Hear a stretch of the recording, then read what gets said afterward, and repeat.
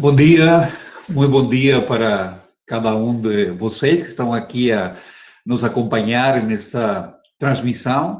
É tão bom poder estar juntos, poder estar comunicados, não é? Essa é a palavra que nós usamos nesse tempo.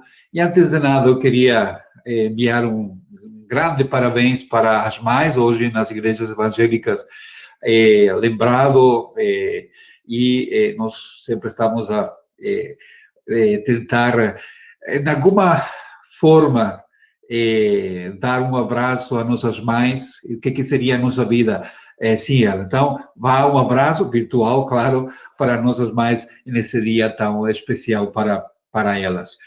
Que bom poder estar juntos hoje. Aqui a noite esteve com chuva, mas agora temos um dia muito bonito, com muito sol. E nós vamos continuar nosso estudo no Sermão da Montanha. Nós estamos a estudar aquilo que o Senhor Jesus Cristo deixou como uma guia para aqueles que queiram caminhar como os seus discípulos, sim?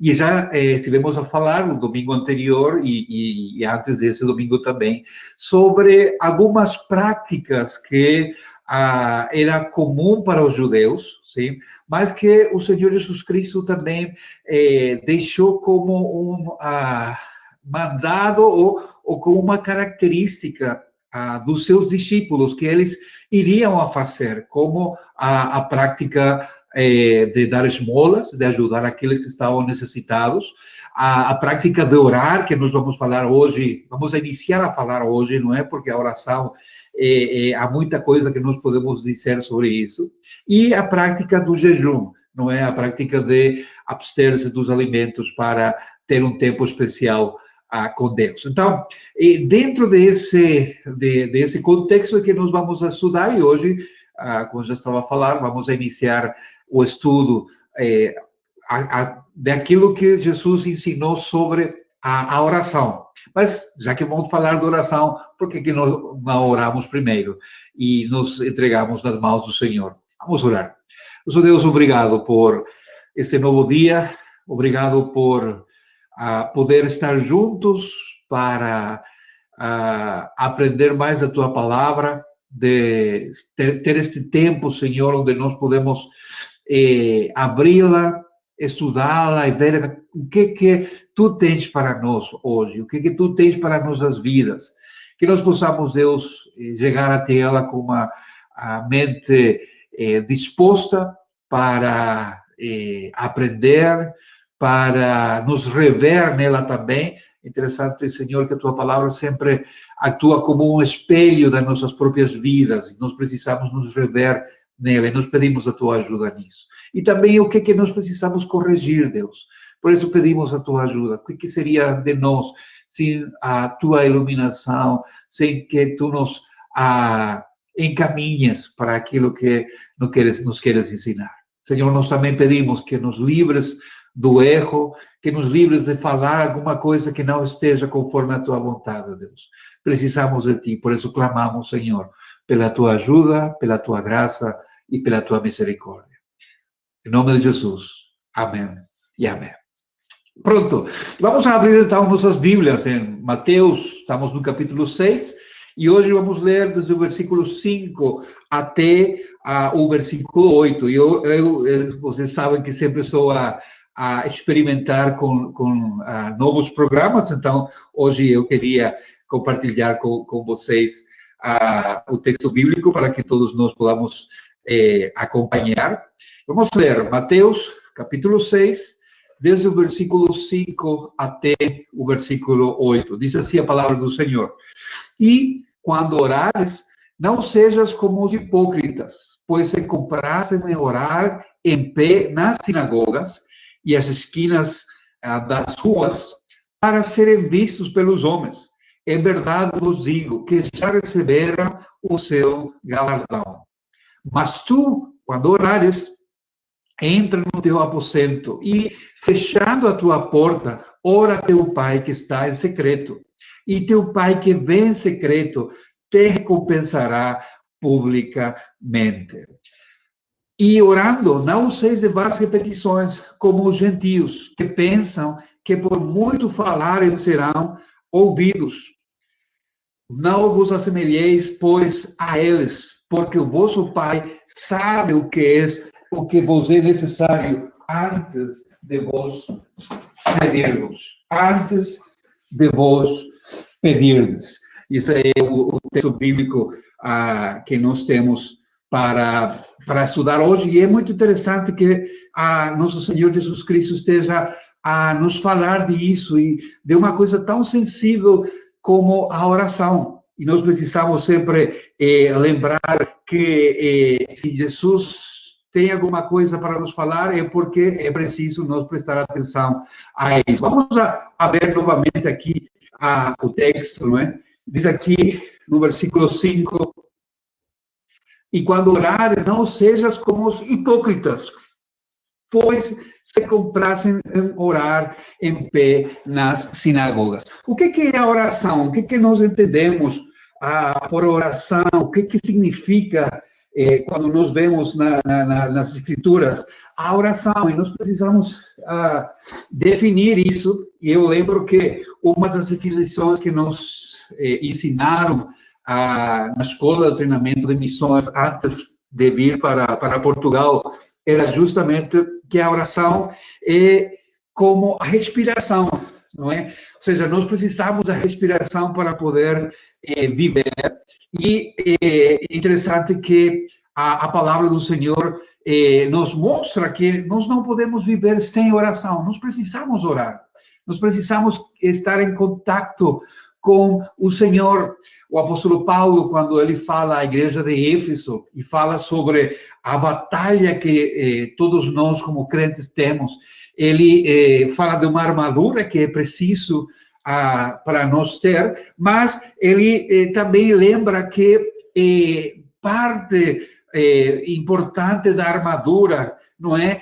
São as orações. Por quê? Porque a oração é a maneira que nós nos comunicamos com o comando central, com o chefe. E o chefe nos manda, através da sua palavra, as instruções que nós precisamos seguir na batalha que nós temos. Então, a oração faz parte importante da vida de um crente. Não existe, não pode existir um crente sem oração. Sim? É muito interessante. Por isso que Jesus, quando inicia essa secção, ele fala de novo, e quando orardes, sim? Ou seja, não é se vocês quisessem orar, ou talvez uma boa prática seja que vocês tenham um tempo de oração. Não, Jesus dá por sentado, ele dá por feito que os seus discípulos iriam a orar. Sim? Isso seria, uma prática normal, é natural para o crente querer orar, querer falar com Deus.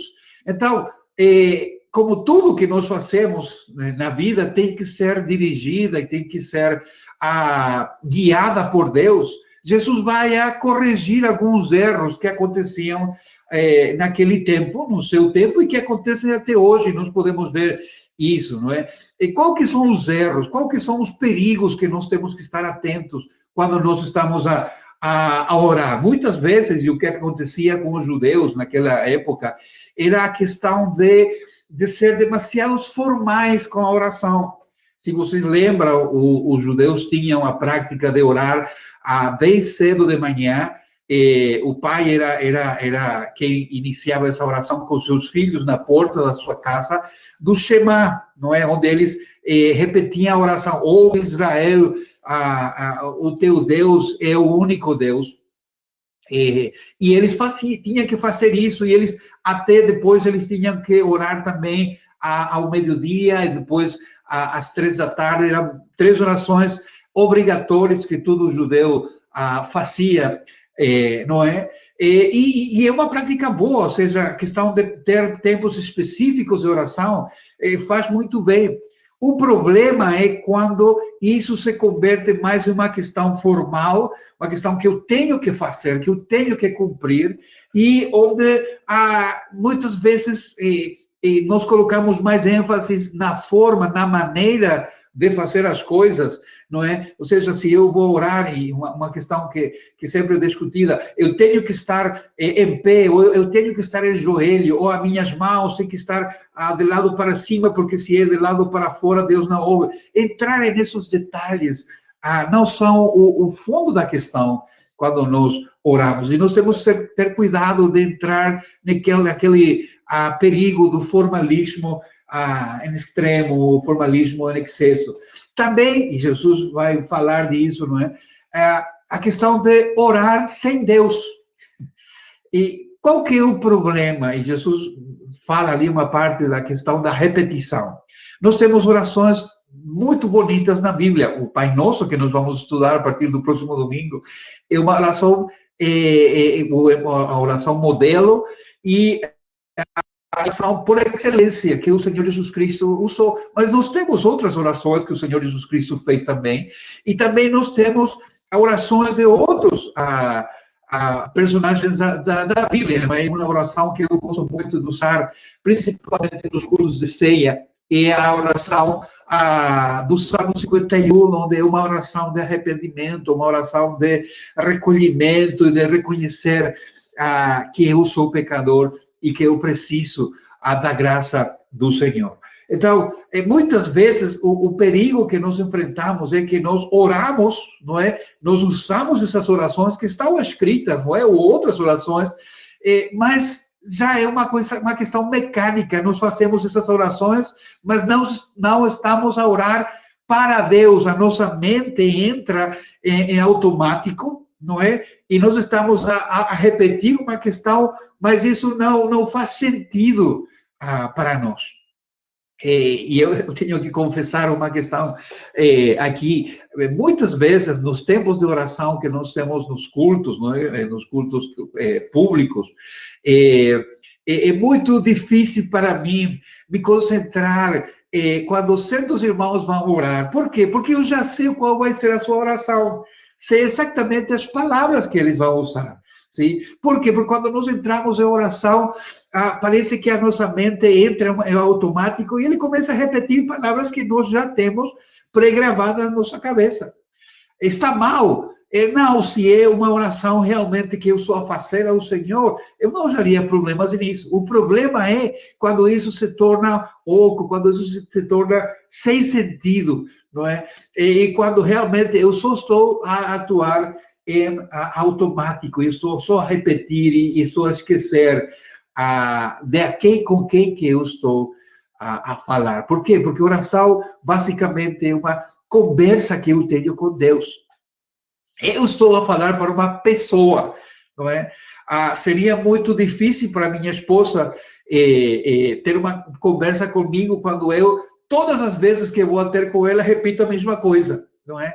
E isso seria um automático. Então, eu estou com o telemóvel aqui e eu já estou a repetir coisas que na minha mente estão em automático. Não seria uma conversa real. Mas se eu tenho uma pessoa na minha frente, eu vou a falar com essa pessoa. E vou a elaborar coisas e falar do momento, daquilo que está acontecendo, de algum problema, de alguma situação específica, não é? Então, são coisas que nós precisamos, perigos que nós precisamos nos cuidar.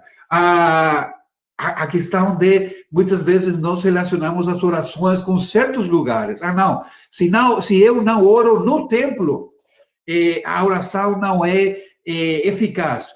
Certo, estando no templo, o ambiente, estar com outros irmãos, nos ajuda a orar, e ninguém está a falar contra isso. Mas não é que Deus está somente no templo, que é uma ideia que muitas vezes pode ficar nas nossas mentes, nas mentes das crianças. Ou seja, nunca oram na casa, só oram no templo. Então, as crianças vão falar para os pais: pai, vamos ao templo, porque é ali que vocês podem falar com Deus, e eu também quero falar com Deus. E Deus não está limitado a um lugar, Deus não está limitado a um local. Nós podemos orar a Deus em todo lugar. E outro problema e isso também Jesus fala, não é? A questão de outro perigo, a questão de alargar as orações. Sim? Uma questão que acontece muito nos cultos também é que o pessoal não ora na semana, então recupera o tempo no culto público. Então, tudo aquilo que não conseguiu orar na semana, vai orar no culto público e são orações muito longas, e são perigos que nós precisamos ter. Mas vamos ao nosso texto, vamos deixar que seja o próprio Jesus Cristo a nos falar. Quando orardes, sim, seja, a oração faz parte, não sereis como os hipócritas. Lembrem que a palavra hipócrita é uma palavra grega que no início era usado para os atores, porque eles estão a representar, e aqui de novo, o perigo da oração é que nós oremos, não é, para representar um papel, e que isso não seja real, que isso não seja verdade nas nossas vidas. Não sereis como os hipócritas, não é? Porque gostam de orar em pé nas sinagogas e nos cantos das praças para serem vistos dos homens. Qual que era o problema dessas pessoas? O que Jesus está a marcar aqui? Orar no culto público é mal? Não está a falar disso propriamente. Nós amamos nos nossos cultos públicos o tempo de oração comunitária, onde os irmãos podem orar publicamente, não é? Mas o que muitas vezes acontece, e dá para perceber, é que na minha conversa normal eu tenho esse tom de voz, não é? Mas quando eu vou orar, eu mudo o meu tom, não é? E começo a usar palavras que normalmente eu não usaria, sim? Então, a minha pergunta, e a pergunta que eu preciso fazer, é por que estou a fazer isso? Sim. O que me está a levar a fazer isso? Será que eu quero estar a mostrar-me como um grande homem espiritual? Será que eu estou querendo mostrar que eu sou muito especial? Então, tentar dar uma impressão aos outros de quem sou eu e quão grande espiritualmente sou eu, tenho que tomar cuidado. Por isso que Jesus fala aqui, não sereis como os hipócritas, como os atores, aqueles que representam o papel, porque gostam de orar em pé nas sinagogas e nos cantos das praças. Interessante, não é? A sinagoga é o lugar onde era o lugar de estudo dos judeus, não é? E onde eles também tinham tempos de oração. Ele até tinha já orações ali pré-estabelecidas, que eram 19 ou 18, 19 pontos que eles oravam, não é? Mas o problema era a questão de fazê-lo como uma maneira de mostrar-se aos outros. Em verdade vos digo que eles já receberam a recompensa. Aquilo que nós estávamos a falar já o domingo anterior, e temos que falar disso novamente. Se eu faço isso para que os outros me vejam, então eu já tenho, já consegui aquilo que eu queria, sim. Mas o problema, de novo, eu estou a orar, e a oração é conversar com Deus, falar com Deus. Então, se eu estou a fazer isso para que os outros me vejam, estou a fazer uma oração não para Deus, mas estou a orar para os outros, para que os outros me ouçam, para que os outros me admirem, para que os outros sejam a minha plateia, não é? E não o meu Deus celeste. E é um perigo, e Jesus chama a nossa atenção sobre isso. Outro perigo, e nós vemos isso no versículo 7, que Jesus vai falar, ele diz, orando, não useis de vãs repetições como os gentios. Sim? Aqui está a usar como exemplo os romanos, os gregos do tempo de Jesus, não é que eles usavam orações repetidas, não é? Por quê? Por que eles faziam isso? Porque havia a ideia de que, primeiro, talvez Deus estava longe, não é? O Deus dele, o Deus a quem eles estavam a orar, era um Deus que não estava perto, então eles precisavam repetir as orações para ver se isso chegava até a presença de Deus, não é? Eles também, e aqui Jesus fala disso, não é? Quando ele diz, porque presumem que pelo seu muito falar serão ouvidos. O grande perigo e nós sofrimos isso nesse tempo, irmãos, é a questão de que nós achamos que com a oração nós podemos manipular Deus, né? Então, Não sei se vocês conhecem, mas a oração, por exemplo, para receber a saúde. Eu estou doente, então uma oração específica. Se eu uso essa oração é que vai a convencer Deus, não é? De dar-me aquilo que eu estou a pedir. Não era o plano de Deus, mas justo eu sei, estou a usar, não é, a oração chave, a oração mágica, as palavras certas, e Deus não tem outra coisa que fazer mais que dar-me aquilo que eu estou a pedir. Temos que ter cuidado com isso, não é? Não é porque eu uso certas orações é que Deus vai ser manipulado. Nós não podemos manipular Deus. E a ideia que tinham esse pessoal naquele tempo era justamente isso. Eles achavam que com repetir orações, não é, com usar certo tom, com fazer certos sonidos, não é, como certas religiões orientais, onde eles fazem aquela questão de não é?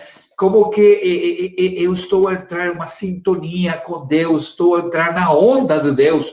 Isso não é assim. Jesus Cristo mesmo está a falar disso. Não é assim que funcionam as coisas. Deus não pode ser impressionado também. Sim? Quando nós usamos palavras, como estamos a falar faz um bocado, usamos palavras altisonantes, espetaculares, não é? Aquilo que eu basicamente não uso. Então, Deus vai ser impressionado com isso. Eu fiquei impressionado uma vez ouvindo uma oração de um irmão, não é? E eu fiquei chocado até, porque na sua oração aquele irmão só falar, oh Deus, déspota, não é? E realmente, na minha mente, déspota era uma coisa negativa, sim? E eu fiquei assim, como assim? Como que ele está a chamar? E ele repetia uma e outra vez, não é?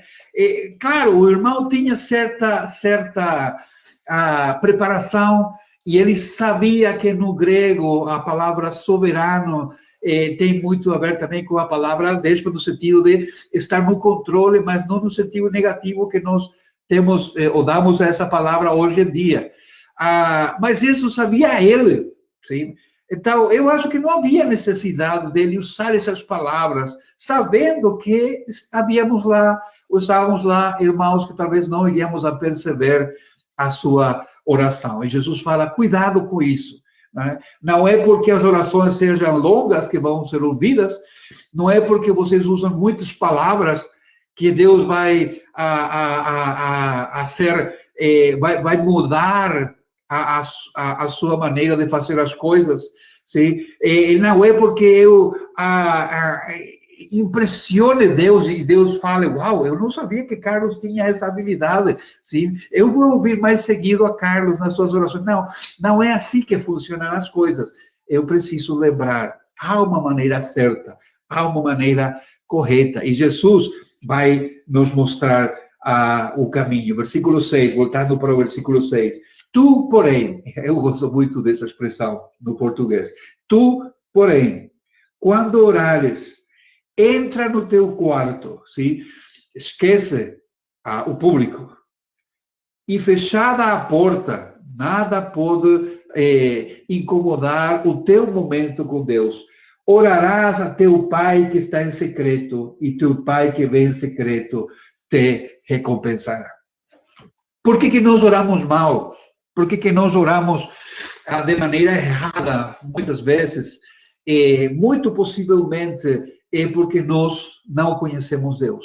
Nós não sabemos com quem estamos a falar. E eu acho muito interessante que Jesus repete várias vezes aqui o conceito e a ideia de teu pai, orarás a teu pai em secreto, e o teu pai que te vê em secreto, não é? Depois, mais para frente, porque Deus, o vosso pai, sabe do que tendes necessidade. Então, muitas vezes nós erramos na maneira de orar por falta de conhecimento. Nós não sabemos a quem nós estamos a orar. E a falta de conhecimento, muitas vezes, é por causa de uma falta de relacionamento com Deus. Sim. Nós sabemos que quanto mais nos relacionamos com alguém, mas nós conhecemos essa pessoa. Quando eu vou quando eu ia casar-me, não é? Eu queria conhecer a minha namorada primeiro, então eu precisava falar. E nós falamos muito sobre gostos, sobre ideias, sobre princípios, valores, sonhos, não é? Que nós tínhamos.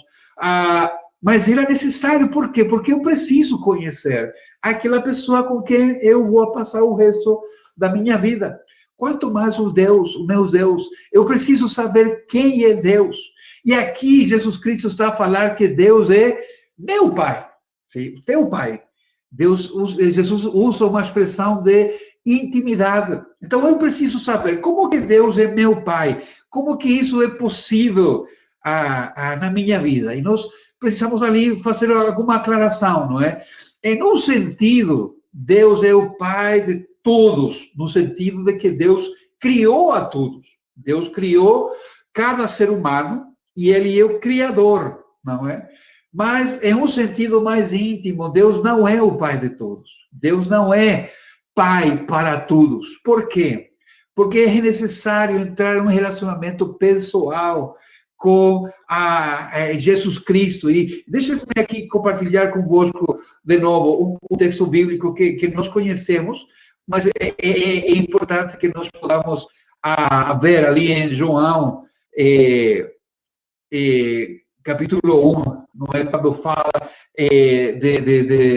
da vida de Jesus Cristo, quando fala de Jesus, João está a falar, estava no mundo, versículo 10, e o mundo foi feito por ele, e o mundo não o conheceu. Jesus veio e veio a sua criação, e as suas criaturas não reconheceram ele.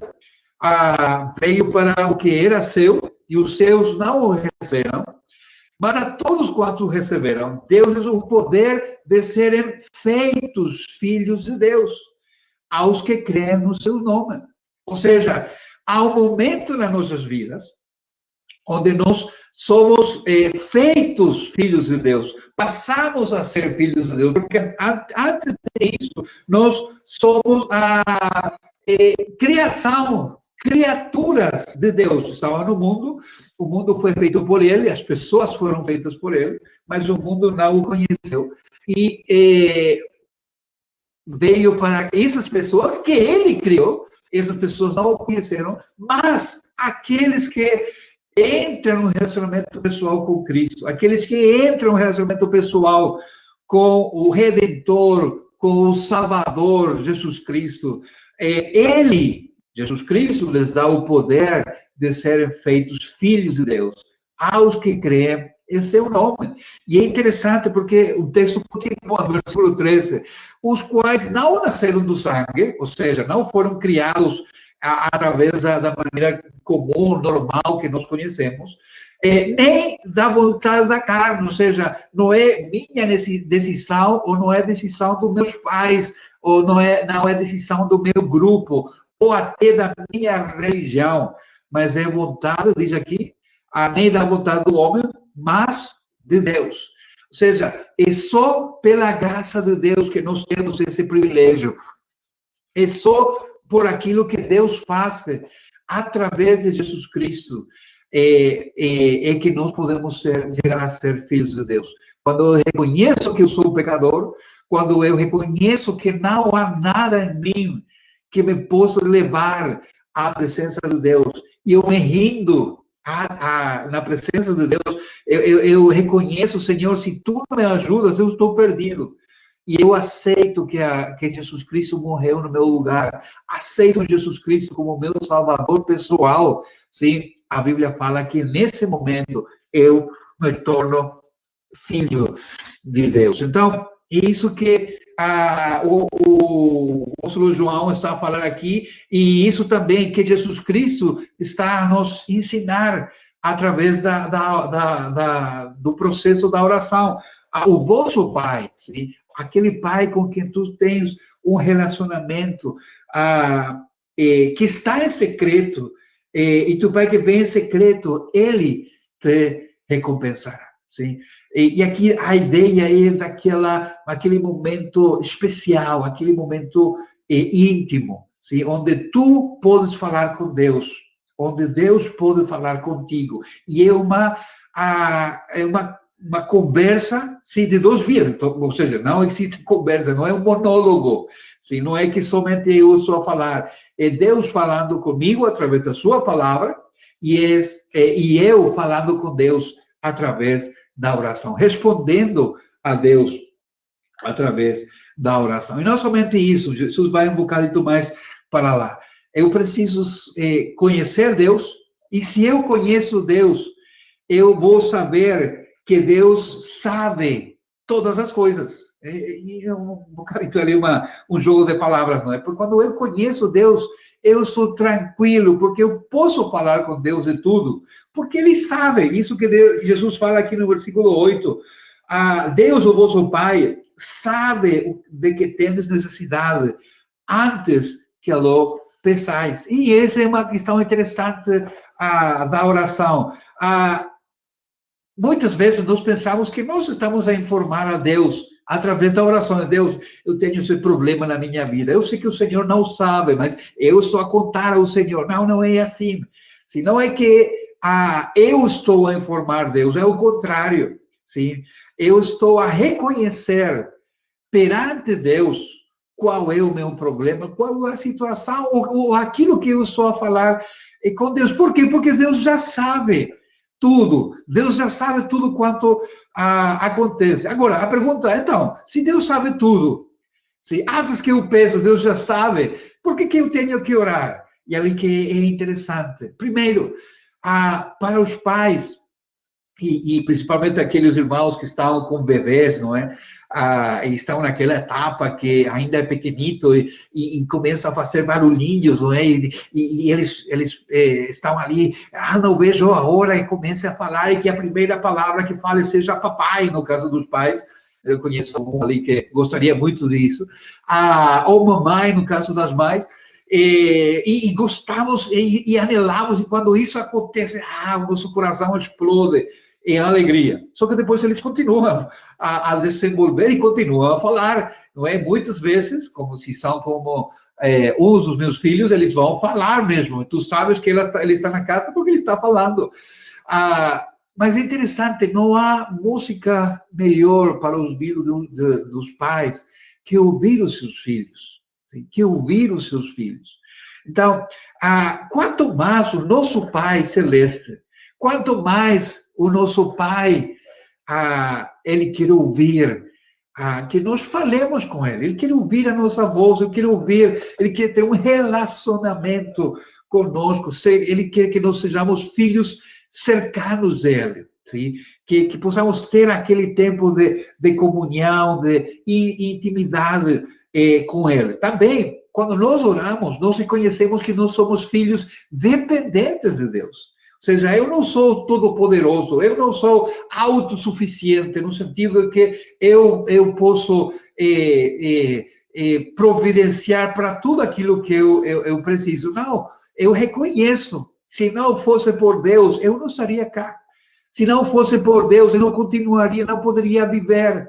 Porque eu preciso de Deus. Eu sou o galho, Jesus falava isso, não é o pâmpano, não, eu estou conectado à vida. Se eu fosse cortado, eu vou morrer. Eu preciso, sou um filho dependente de Deus. E eu acredito em Deus. É uma parte importante da oração. E sempre que a oração me vai levar a expressar que eu acredito em Deus, ainda que eu não possa explicar todas as coisas, talvez eu não estou a chegar a compreender todas as coisas. Através da oração eu posso confiar no Senhor, declarar e expressar, essa é a melhor palavra, expressar a minha confiança em Deus, porque eu sei que eu posso chegar na sua presença e sei que Ele vai me ouvir. Sei que Ele vai me ouvir. Mas, de novo, Jesus não fica somente na questão da oração, da necessidade da oração, mas Jesus fala que nós não precisamos buscar as recompensas dos outros. Nós só precisamos buscar a recompensa do Pai, porque Deus dá recompensas àqueles que o buscam. E o que é aquele sentido de recompensa? Qual é a recompensa de orar? Não é? O que eu ganho, se nós queremos colocar dessa maneira? Quando eu estou a orar, a primeira coisa é que eu estou a focar o centro da minha felicidade. Onde que está a minha felicidade? Onde que está o meu gozo? E a minha felicidade está em Deus. Sim? Eu posso não ter muitas coisas, eu posso estar a passar por problemas, mas a minha vida não está em perigo, a minha existência não está nas minhas mãos, está nas mãos de Deus, então eu posso estar tranquilo. Então, o primeiro benefício que eu tenho da oração é que eu posso estar feliz, sim? Porque eu sei que quanto mais eu oro, mais tranquilo eu posso estar, mais satisfeito eu posso estar, sim? Eu sinto-me realizado, não porque eu sou quem faz as coisas, mas porque minha confiança está em Deus. Quando eu oro, sim, eu sou desafiado a continuar a pensar mais em Deus. É uma questão que nós confrontamos quando oramos. Eu preciso reconhecer, eu oro pouco, eu preciso orar mais. E quanto mais oramos, mais temos essa sensação. Eu preciso orar mais, eu preciso falar mais com Deus, eu preciso passar mais tempo na presença de Deus. Esse é o benefício da oração. Porque nós ficamos com aquele gostinho, não é? E nós gostaríamos de estar mais tempo. Nós queremos estar mais tempo na presença do nosso Pai. Nós queremos falar mais com Ele. Então, começamos a falar com Ele o tempo todo. E queremos crescer, queremos aprender a orar. Há tantos bons livros que nos podem ajudar a guiar. Mas a palavra do Senhor é a nossa maneira principal de orar. Eu falei no princípio que eu gosto de usar o Salmo 51, nas orações de arrependimento, de perdão, de busca de perdão. E oramos o Salmo 51, usamos as palavras do salmista como uma oração. Sim? Eu posso parafrasear a Bíblia, eu posso usar a própria Bíblia para orar, e ali tem uma guia perfeita. Sim? Eu posso usar as orações que estão na Bíblia também como uma guia, e nós vamos estudar isso mais para frente. Mas uma coisa, uma recompensa que nós recebemos também quando nós oramos é que nós temos uma visão de Deus. Sim? Uma vez eu ouvi uma pessoa falar que e ele estávamos juntos, fizemos um trabalho juntos, depois estávamos a almoçar e depois do almoço ele precisou sair. E quando ele estava a sair, ele falou: bom, aqueles que têm esperança, eu vou falar até amanhã. Mas como eu não tenho esperança, como eu não acredito em Deus, então vamos ver o que acontece. E eu fiquei pensando, tem que ser terrível uma vida assim, não é? Uma vida que ele não tem um pensamento sobre Deus, ele não tem uma ideia sobre Deus. E no momento que ele pensa em Deus, Deus é um ser estranho, sim? Deus é um ser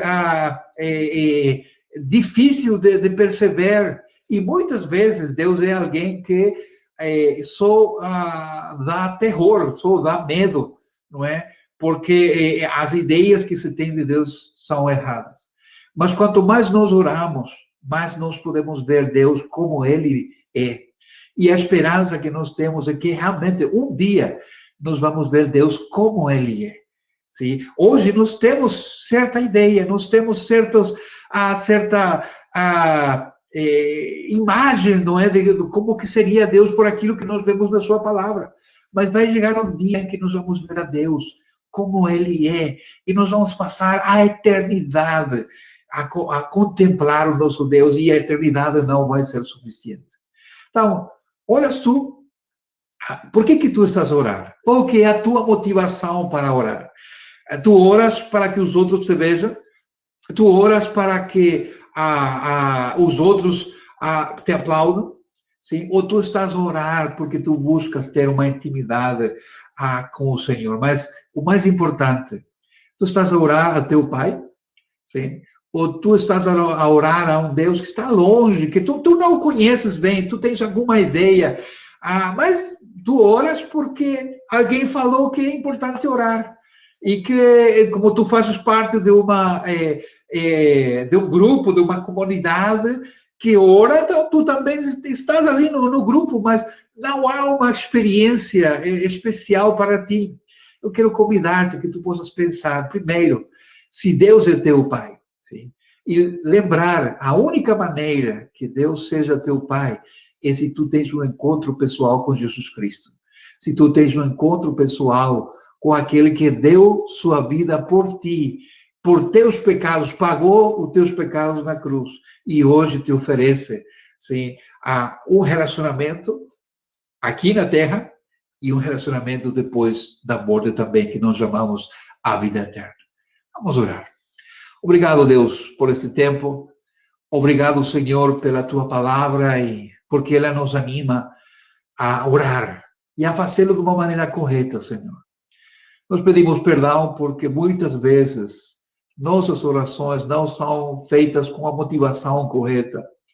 Muitas vezes nós oramos, Senhor, mas pensando nos outros, que pensando em Ti. Ou muitas vezes nós oramos também, Senhor, pensando que nós podemos conseguir alguma coisa do Senhor, fazendo orações de uma determinada maneira. Senhor, nós pedimos perdão por isso.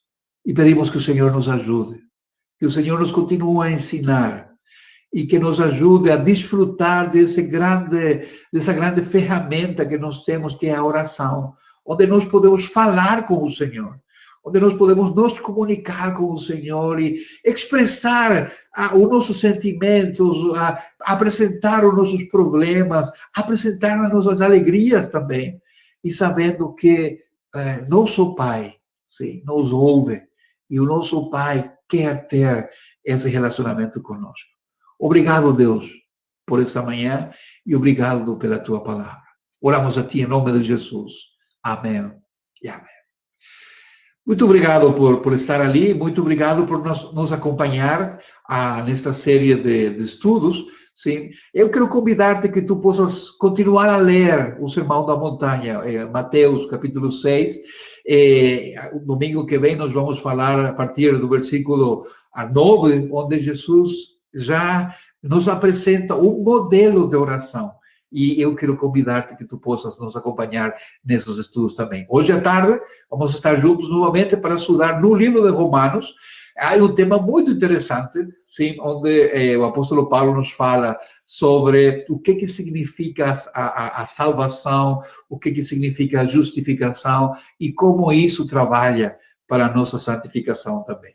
Então, espero hoje à tarde, espero não me deixe sozinho, sim, e espero que também o Senhor te abençoe. E lembra, tira um tempo para falar com teu Pai. Deus te abençoe.